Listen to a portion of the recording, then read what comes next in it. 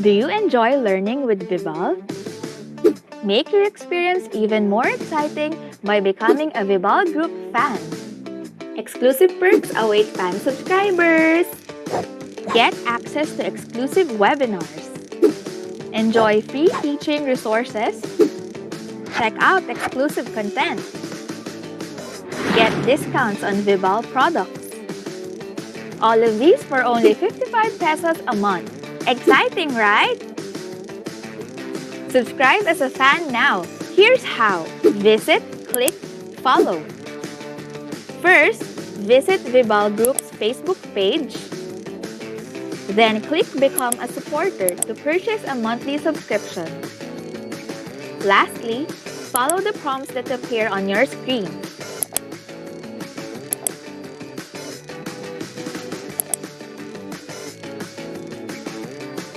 But don't confuse this for top fan. Nuh-uh, it's a different thing. You need to follow the easy steps. Visit, click, follow. Be a Vival Group fan and enjoy exciting perks today.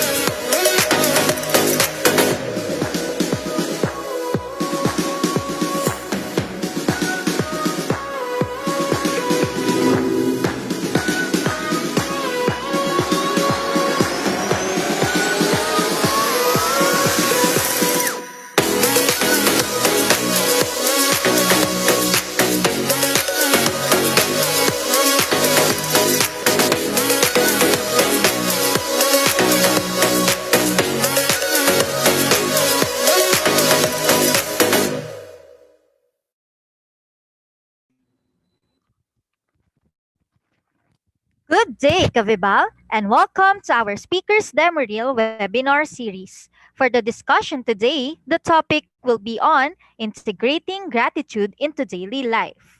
Before we begin, take note of the following reminders. Make sure you are registered to the webinar to have your e-certificate of participation. Visit certificate.vibalgroup.com to generate your proof of attendance. Place your questions in the comment box allotted during the session and they will be addressed by our speaker later on. Share the video using hashtag LearnAs1PH as our official hashtag to our Vibal webinars. Experience learning ka Vibal! And now, to proceed with our webinar this afternoon, it is my pleasure to introduce to you our distinguished speaker today. Dr. Samuel Adrao Sumawang is a graduate of BS Chemistry at Centro Escolar University with honors and recipient of Leadership Award. He is a graduate of Master of Education, major in Christian Education at Asian Theological Seminary with honors, and recipient of Christian Education Award in 2014.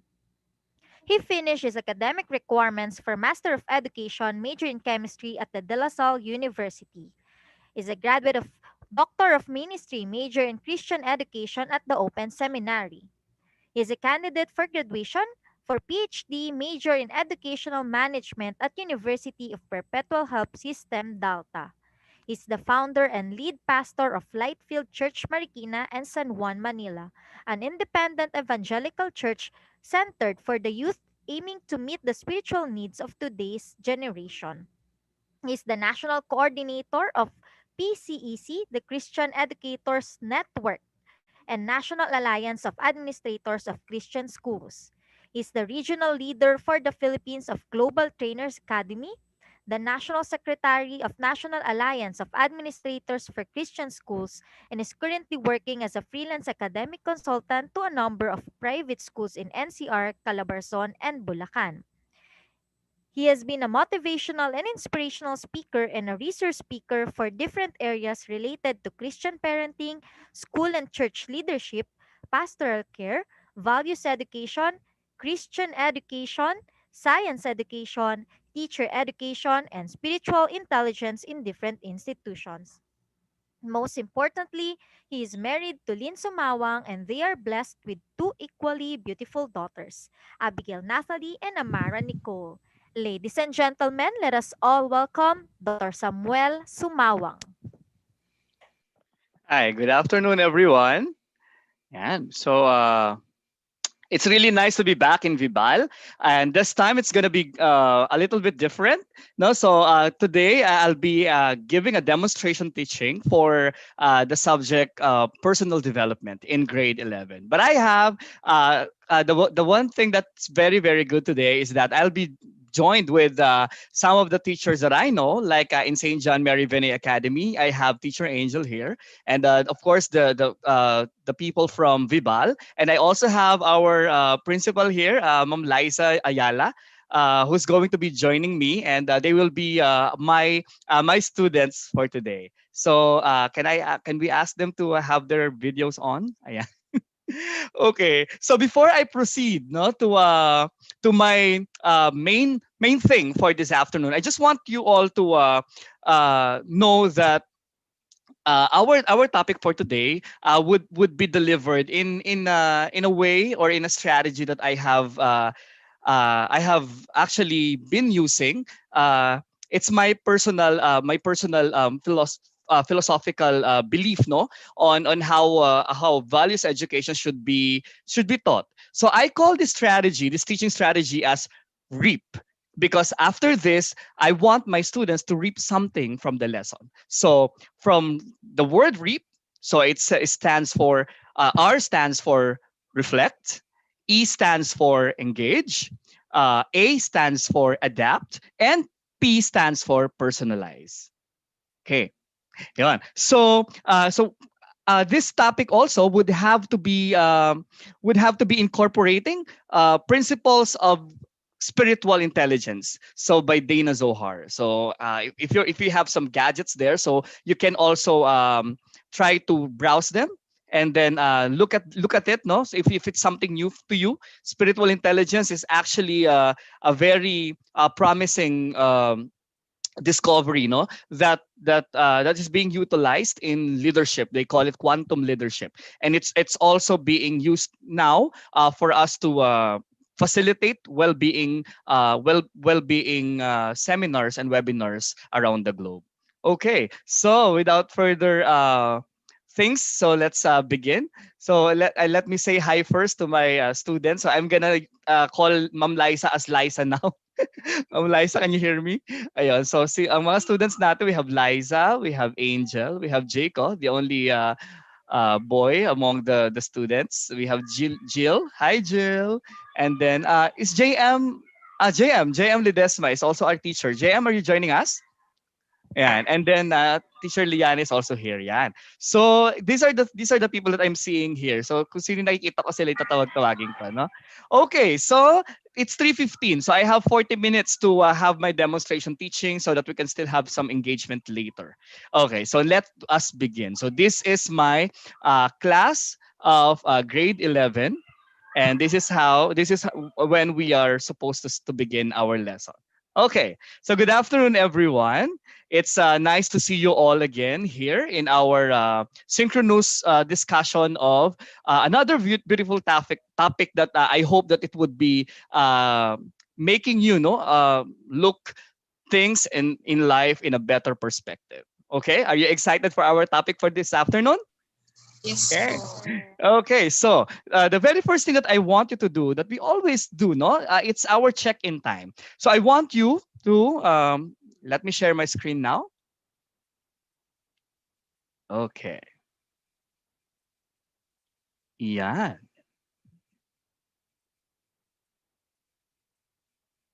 Okay, so do you see it, my dear students? Okay. So the very first thing that I want you to give me right now, as the usual thing that we do, in one word, kindly summarize how you feel right now. So you are supposed to rename yourselves like this. No, like for instance, for me, Dr. Sam. So I'm feeling, like for instance, for me, I'm feeling excited for today. So I can do this. Yeah. So what about you? Okay, so I'm giving you 2 minutes to do it. Okay. So can you please rename?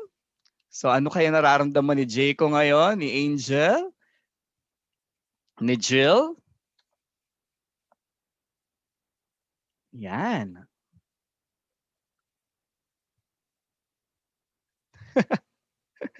Jayco, sulat mo muna yung name mo sa Jayco tapos tired. Okay, thank you for being honest. Okay, that's very good. Okay.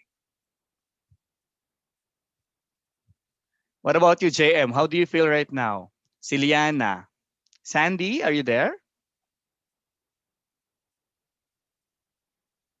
Okay, so thank you. So now that you have, so we're gonna wait for the others, huh? So I see some emotions now that you're feeling. So I hope that if it's positive, they would encourage you and motivate you more to learn for this afternoon. If it's negative, no, like you feel tired, exhausted, or something like that. So I hope that itong lesson naman natin na to, yung bagay na nararamdaman mo ngayon, hindi rin siya makahinder. So ano natin ng konti, relax lang tayo. Okay? So this is what you're gonna do. Uh, all you need to do is to wait lang ha. Ano, no. Okay. So take a deep breath. Okay. And then let's begin. Yeah. Okay. So what are the things that made you smile today? So I'll just be picking some answers from you. Angel, what are there things that made you smile today? Can you give one thing that's made you smile? Yes, sir. Ano? I got the chance to eat a lot today. Wow. So food is actually making you smile for today. What about you, Jill?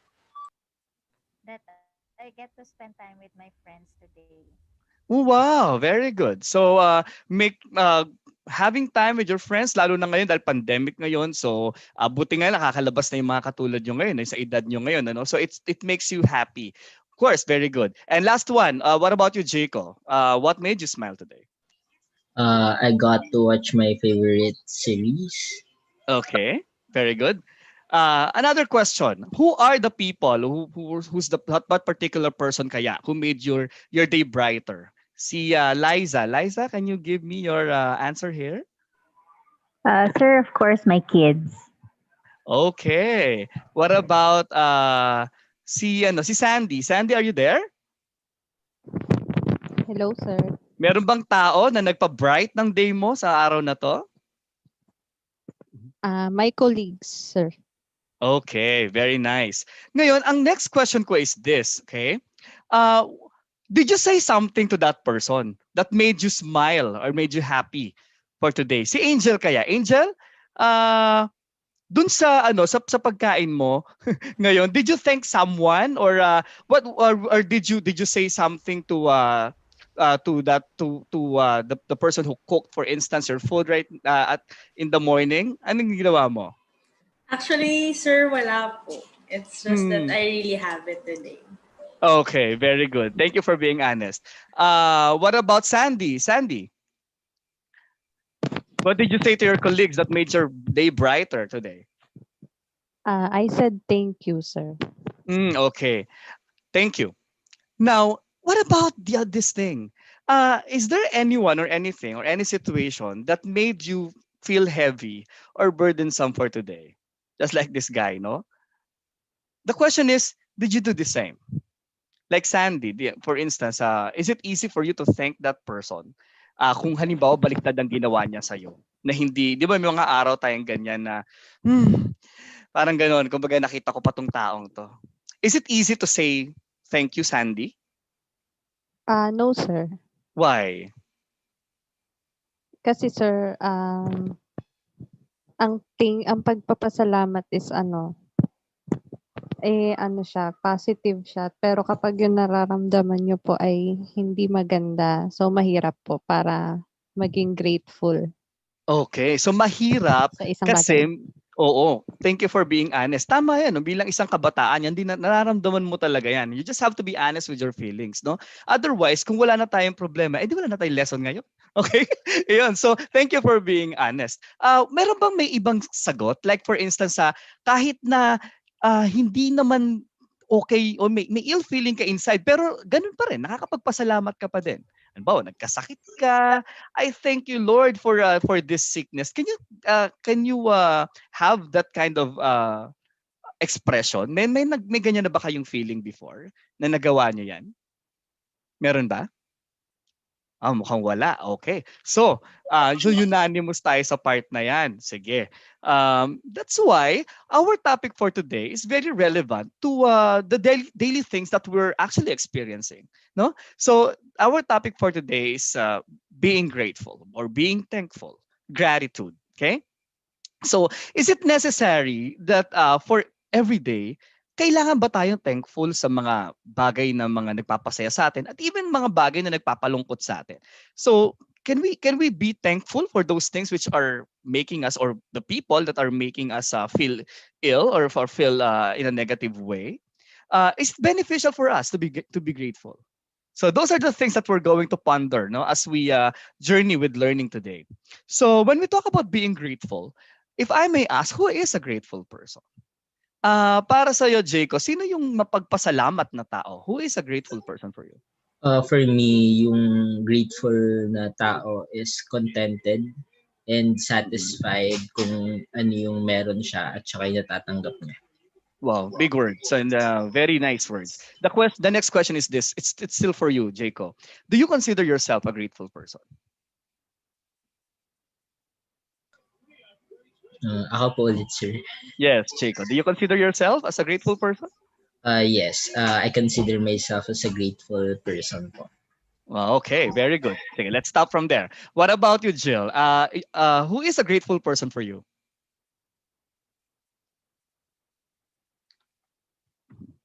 For me, sir, Jill, a are you there? grateful Yeah. person is someone who sees the things around him or her or is being grateful or notices those that are around him. Wow, very good. Do you consider yourself as that person? Yes, sir. Especially when at times that I see that there are more or less fortunate people around me. Very good. I just like to remind everyone that in our class, now there is no wrong or right answer. What I want from you, class, would always be your honest answer. So can you please raise your hand, virtual raising of hand, if you feel that you are a person who is grateful. Yan, okay. So hindi lahat ba ang nagtaas ng kamay ngayon? Yan. So that's why there are things that we need to realize, no? Yan. Okay. Now, there is one thing that a story in the Bible that I would like to share this afternoon. This is a story of the 10 lepers. So this is found in Luke chapter 17, verses 11 to 19.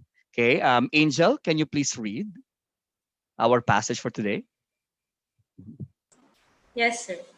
Now, on his way to Jerusalem, Jesus traveled along the border between Samaria and Galilee. As he was going into a village, 10 men who had leprosy met him. Then stood at a distance and called out in a loud voice, Jesus, Master, have pity on us. When he saw them, he said, Go, show yourselves to the priest. And as they went, they were cleansed. One of them, when he saw he was healed, came back praising God in a loud voice. He threw himself at Jesus' feet and thanked him. Okay, thank you. Now, there are 10 lepers. The context of this the story is that, of course, when in those times, hindi pa nagagamot yung leprosy, no? So when there are different metaphysical beliefs of the people there na kapag meron kang ketong, yun, di ba? Leprosy, at that time, parang kumbaga, sinumpa ka, tapos may kasalanan yung pamilya mo. So, in short, everyone is avoiding you, no? But in these 10 lepers actually did something else, no? Instead na isisigaw nila na layuan mo ko, nung nakita nila si Jesus, they had this courage to say to ask Jesus Christ to heal them. And they were all healed. But the thing is, let's emphasize this. Only one out of the 10 lepers came back, draw himself to the feet of Jesus Christ and said, "Thank you." Okay? And you know what's next? This person is actually a Samaritan. Ibig sabihin na Samaritan nun, he was a foreigner, half-blood, kumbaga. These other 9 people actually were all Jews. No?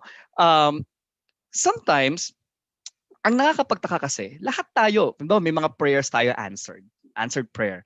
Sabi nga kanina ni Sandy, mga colleagues niya makes hers happy. But then again, there are people na parang feeling nila like these Jews, since Jew naman si Jesus Christ, and perhaps they were saying that it's a prophet coming from their uh, their kind, no? It's Jesus Christ. So it's all right na talagang kumbaga pwede mo kami i-heal mo kami. Kumbaga kung may power ka naman pala, i-heal mo kami, no? So there is something that hinders people from being thankful, which is actually having not so good effect in the long run. And that is actually what we call, ito yung kalaban niya, no? Entitlement mentality. So that is causing people like these 9 lepers to become ungrateful. Okay?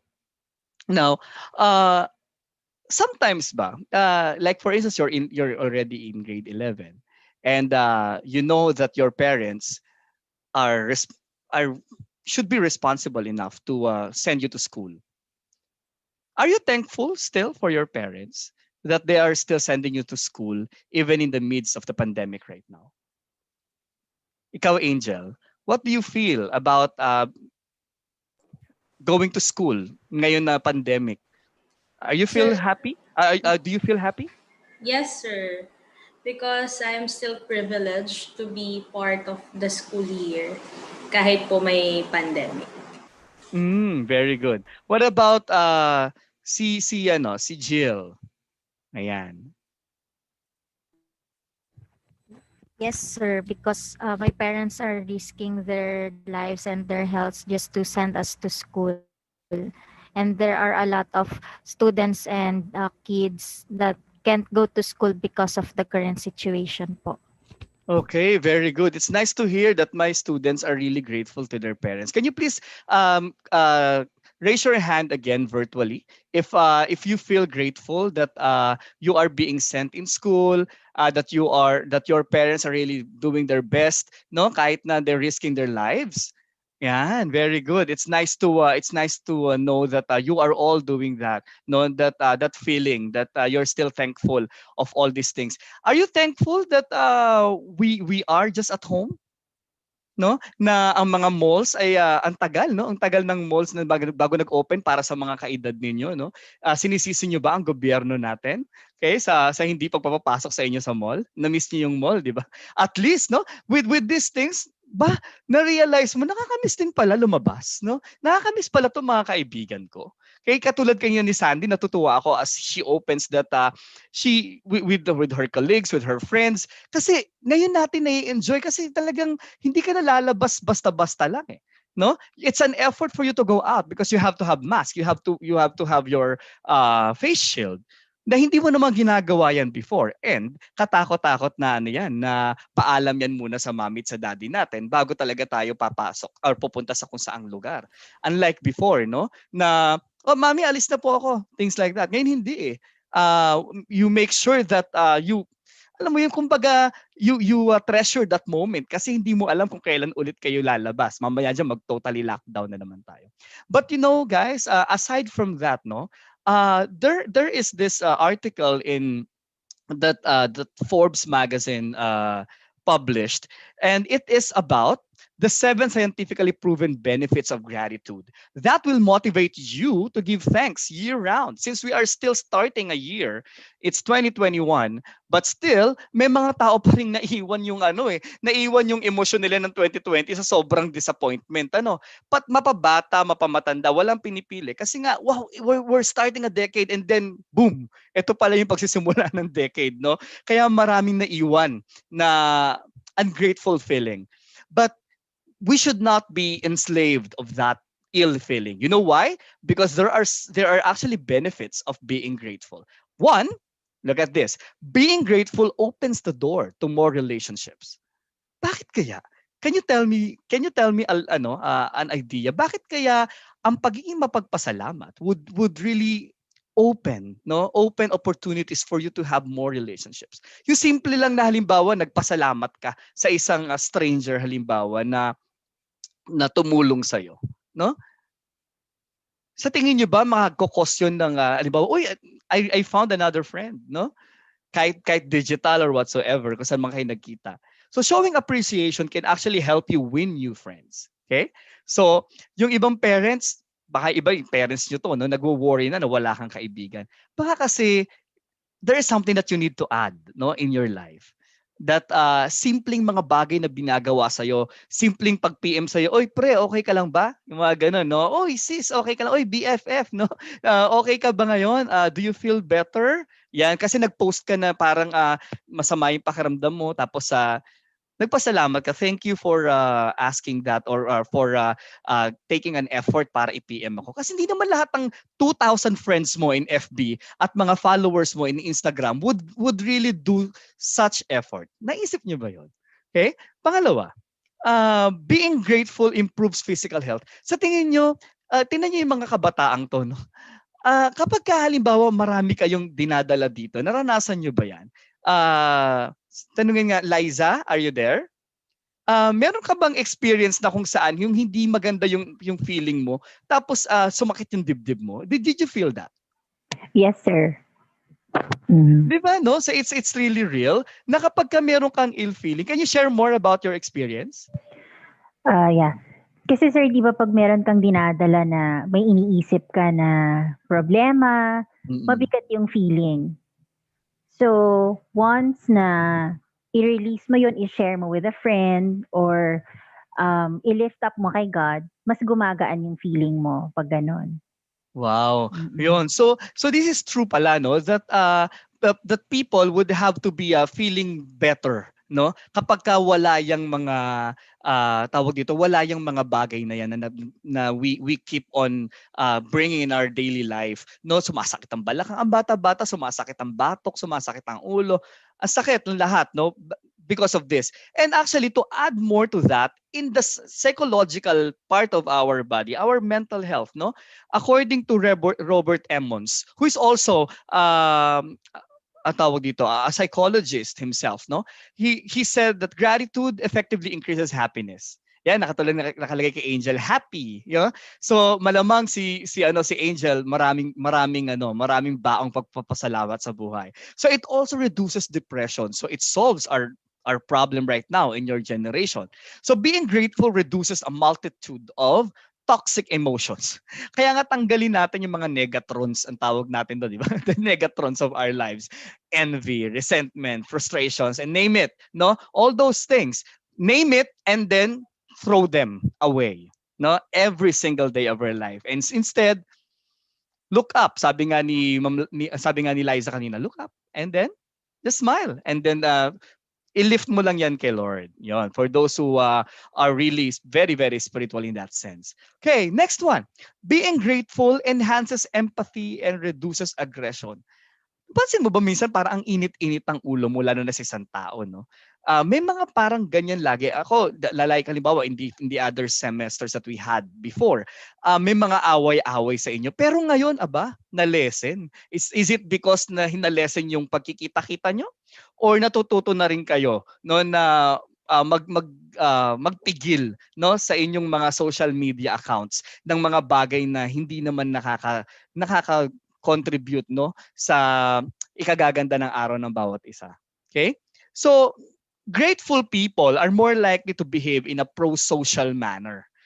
Sabi dito sa article. And even when others behave less kind to you. Kapag panood ka ng mga teleserye gaya ng, sige nga, sino nakakaalam ng title nito? Can you tell me? Yes, Angel? Kadenang Ginto, sir. Kadenang Ginto. Okay. So, pag naglabanan na naman yan si Romana, di ba? At saka sino yung isa? Sino tong palaging kalaban niya? Ano ang pangalan? Daniela po. Daniela. Yun. Okay. Sinusubukan ko lang kung kailan nyo talaga sila. Sinasabi ko na nga ba't nanonood kayo? Okay. So, there's nothing wrong na manood tayo ng gusto natin. It's just that at least now you're learning na nakikita nyo naman na both of them, since pareho silang nagpabangayan and so masakit sa dibdib at pareho silang on the lose and lose situation. When in fact they can actually choose to just be grateful. Yun nga lang, wala na kayong panonooring teleserye. Okay? Okay, next. So, being grateful, number 5. Ayan, we're about to be done, no? Grateful people, well, when they're writing a gratitude journal, do you know that they don't have any problem in sleeping? Which is actually connected to our asynchronous activity, which I will give in the last part of our lesson. So, sabi dito, spend 15 minutes jotting down a few grateful sentiments before bed and you may sleep better and longer. See, hindi natin alam yun before, no? Alam nyo ba yan? Na kapag ka pala nagsusulat kayo ng mga magagandang bagay na nangyari sa the whole day, I thank my mom, I thank my dad, I thank my sibling, no? So when you are actually jotting down notes for about 15 minutes, naalala niyo tinuro ko sa inyo 12 minutes naman devotion every morning, di ba, Angel? So ito naman 15 minutes before you go to bed and you will sleep better. So mukhang Liana, masasolve na yung problema mo. Asan ba si Liana? Andiyan pa ba? Okay. Nawala si Liana. Okay. So masasolve na yung problema natin if we're having insomnia, no? Okay. Next one. Ano pa yung benefit niya? Being grateful improves self-esteem. Yung tipo na positive thinking about yourself. Gratefulness is an essential component of optimal performance. If you want to be performing well, no, sa school, well, now you know what you're supposed to do. Just be grateful every day, no? This is according to the Journal of Applied Sports Psychology. Okay? So kasi sa kanila nakita nila na yung mga athletes, no, nag-iba yung performance nila. They were able to win competitions because of being grateful. Kasi minsan pag ang galing-galing mo na parang I don't need to be thankful anyway. Magaling naman talaga ako. Kumbaga ginawaan, nilikha ako ng ganito ng Panginoon. Mga ganyan. So minsan, naging negative pa yung dating noon. Ano? Next, and last one. Dagdagan pa natin, no? So you have to be grateful every day so that your self-esteem will be boosted. Okay? People with high self-esteem, can you assess yourself?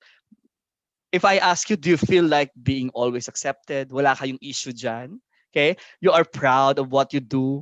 You believe in yourself, kaya ko to kahit na mahirap yung task. Okay? Pero on the other hand, can you assess if you are like this? You feel bad about yourself na pag tinitingnan mo yung mirror, parang sasabihin mo na, sana iba na lang ako, sana yung kaklase ko ako, things like that. Sana iba yung pamilya ko, no? And you press hard on yourself na parang pagod ka na, diretso pa, kasi feeling mo hindi enough ang ginagawa mo. You always think that you're not good enough, no? Malapit na kayong magtapos ng high school. I hope na matapos din yung mga gantong bagay sa buhay ninyo. Okay? And lastly, did you know that the veterans, no, in the Vietnam War before, yung mga thankful, yung may mga puso na lagi silang lagi lang sila nakangiti, no? And they always look forward perhaps no na ma-end na yung war na yan. With all those things na araw-araw nilang pinapractice, it actually benefited them. Being grateful not only reduces stress in our lives. I know that there are a lot of stresses. We have already discussed that before. But you know that these veteran people, no, from Vietnam War, who had post-traumatic stress disorder, they had lesser effect on their lives because of being grateful. Hindi nila kailangan mag-take ng kahit anong meds. They just need to be thankful every day. So these are the 7 benefits that the Forbes magazine actually presented us. But now, before I move forward, I'd like you to reflect on those 7. And then as we watch this video, try to contemplate on this new thing that I'm trying to make you learn. Or if you already are a grateful person, enhance it more and do it every day.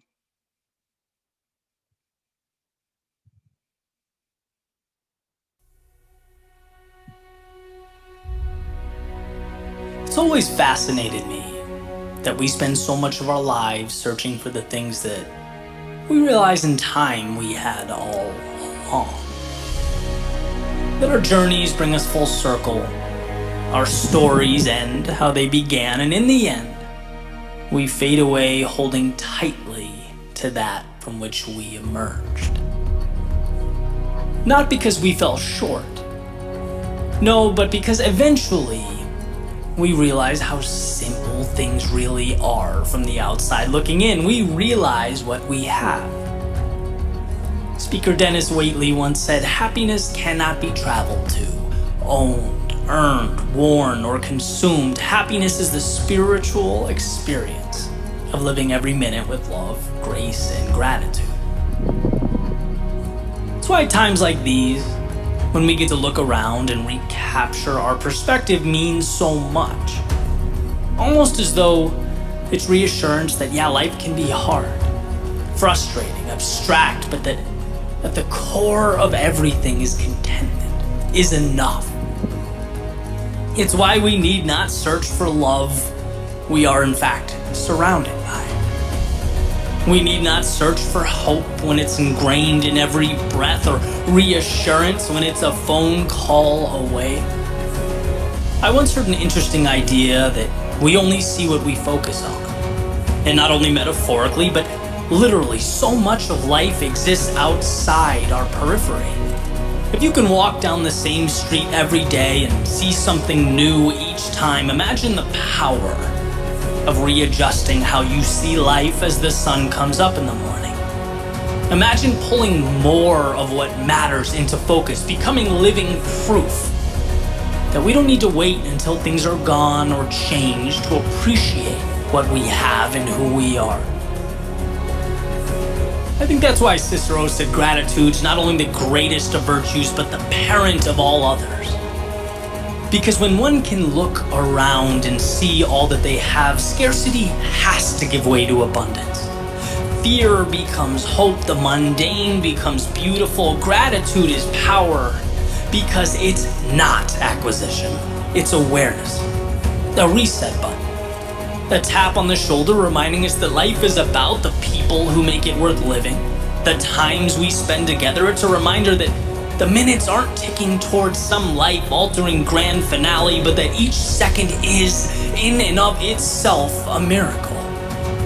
And of course, I'm a believer that we are here to evolve, to grow, to test the waters, to push our limits.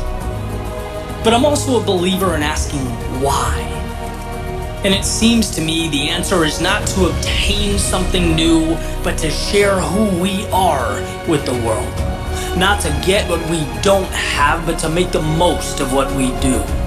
Not to impress or fit in, but to take that passion that increases our heart rate, that curiosity that pulls us towards new horizons, the incredible friends and family by our side, and simply realize that we are, this very moment, embarked upon the adventure of a lifetime.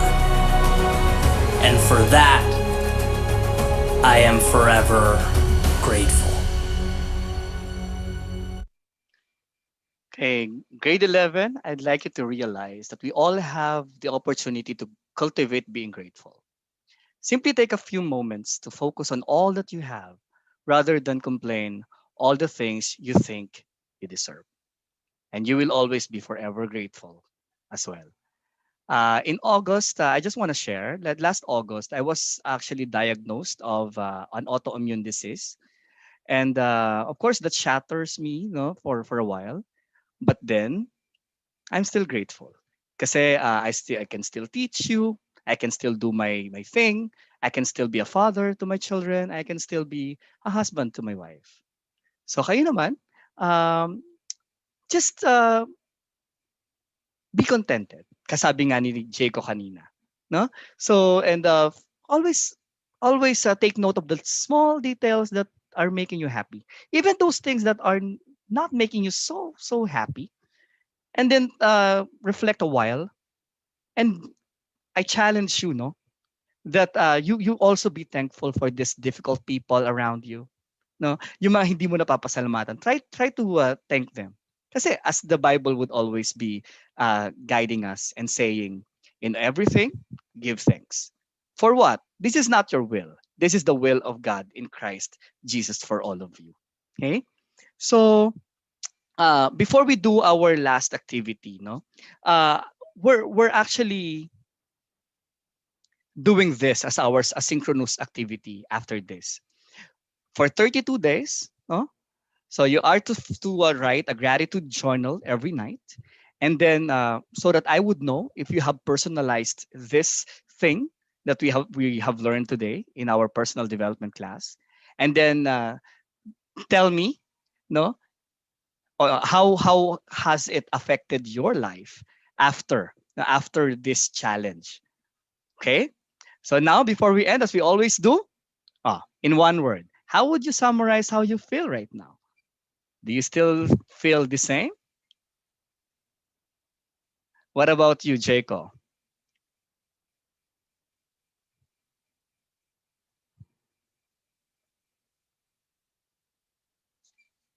Jaco, are you there? Yes, Angel, ikaw muna. So how do you feel right now? Sir, ano po, mas naging enlightened po ako today. Kung happy na po ako kanina, mas naging parang joy na po yung nararamdaman ko because of enlightenment that you shared to us, sir. Okay, thank you very much for that sharing. Jaco, are you ready? And hello, sir. Ayan, hindi ako nakasagot agad kasi I changed my name from tired to happy. Ayun po. So, Thank you very thank much. you for the lesson, sir. It really contributed to me today because I was really feeling tired a while ago, but with your lesson, it lifted me a lot more. Thank you po. Okay. So that ends our lesson for today. So I hope that our Kavibal teachers, parents, and those who have registered learned something. So it's actually called REAP. No, so what I used is reflect. So that's the first part. No, I made some activities on reflections and then engage them. No, uh, I just have I'm just having yung ano kaya medyo tawag dito may susunod pa dapat ng mga series yan no of question and answer portion for so that they would be more engaged. And then I also use of the video, so you can tweak that, so you can do other things. In this manner, I have them engage with a story in the Bible, no? Inject ko yon, and then the video, and then the a fact, no? For the epistemological part naman yon, no? So that yung 7 benefits of gratefulness, and then the adapt yon, so that habang nagda-dialogue kayo, nagko-questioning kayo, you construct no dun sa kung ano man yung schema na meron na yung mga bata ay nabubuo. Kailangan kasi something relatable sila doon, di ba? In constructivism. So kasi sabi ng study that in remote learning, constructivism is actually one of those that really contribute to learning. Yan. And then after adapting to the new thing, dapat pala lagi akong grateful every day. Personalizing is next. And it doesn't happen overnight. Kaya yan, may 32 days sila for them to personalize whatever thing that you have shared for the day. Thank you, Miss Jill. Thank you very much, sir. Now we will proceed to the sharing and insights. I think we don't have questions from our YouTube viewers, but we have a lot of insights and comments here. So we have from Andy Angelica Beltran. I actually know someone who kept this thank you notebooks. Every night, she would write down things to be thankful for, even those little things. And then we also have one from Andy Angelica Beltran again. Feeding your mind with positive thoughts and acknowledging the things to be grateful for is indeed beneficial for our mental health. And then from Ma'am Rizali Bueno, Sir, sa totoo lang po nakalalambot ng puso at nakakaalis ng stress ang nararamdaman ko ngayon dahil sa lesson nyo. God bless po, Sir. Thank you. Then we have from Jocelyn Bayotas. Me too, I'm happy this time of pandemic because I have a job, I have work, not like others who are jobless. And then for Miss Pinky Bartolome, my always reflections for myself. I have so many struggles to take, but still I'm always grateful for what God gives me. We face many struggles in life, but God gives us many things that actually we don't deserve, but He still gives it to us. And then Wow. lastly, from Ma'am Maricar Ginto, thank you for a very practical approach. Keep it up. Thank you very much. So that's just some of our feedbacks from our YouTube viewers here po in our demo reel. Ayan. Do you have any last reminders to our viewers for today? First of all, I'd like to thank, of course, Ma'am Liza for joining us. And Teacher Angel, thank you very much. Do we have other other pa ba dito yan? So, of course, the others, thank you, Miss Jill, Jaco, and Sandy for for participating in this lesson. So, for those who are teaching personal development class, what else? ESP and yung mga sa amin kasi meron pa kaming gabay, no? I hope that you make it real, no? Wag masyadong para silang nagkakabisado pa din, no? When we teach values education, we need to make sure that our students are guided well, and to do that, make sure that they can easily relate with our examples dun sa edad nila. Like halimbawa itong grade 11, mga 17, 18 years old. So kailangan naka-look forward na sila on their next journey in education. That's why I'm preparing them today. The principles that I have injected here as Dana Zohar and Marshall would say in spiritual intelligence are awareness of themselves, and then spontaneity. They would have to be spontaneous in their lives, live in the now. Okay. Tapos I also made it make it sure that all the other principles that I hope that you have researched already are also injected here, no, so that they would have to make sure that uh, they will help themselves, no, to be a better person that they're designed to be. And they actually they would always like to be, no, in the future. Kasi kailangan as teachers we would guide them holistically, as I will always say, physically, intellectually, emotionally, and spiritually. Kaya dun sa lessons natin, when we are imparting our lessons, even in different subjects, dapat nakikita yung benefits on all aspects of lives. Thank you very much, sir. We have one question po from our Oh viewer. yeah. It's from Angelo Rojas. In this time of pandemic po, sir, that there's a lot of recent loss of a loved one that greatly takes up space both mentally and emotionally. How can we teach people to be grateful? Oh yeah. As we have also seen, no, with the videos, uh, of course you can look around and see kung sino pa yung mga nasa paligid mo. As long as they're still there for you, no, as your support system, you have reasons to be thankful. Um, Also, you just have to always look at the brighter side of life. If sabi nga ng kaibigan ko is also an owner of a school, kapag ka may mga bagay na wala ng solusyon, hindi na yun problema. Ang tawag doon ay realidad. So, how do you face reality? Acceptance is the key. And then you will be grateful in life.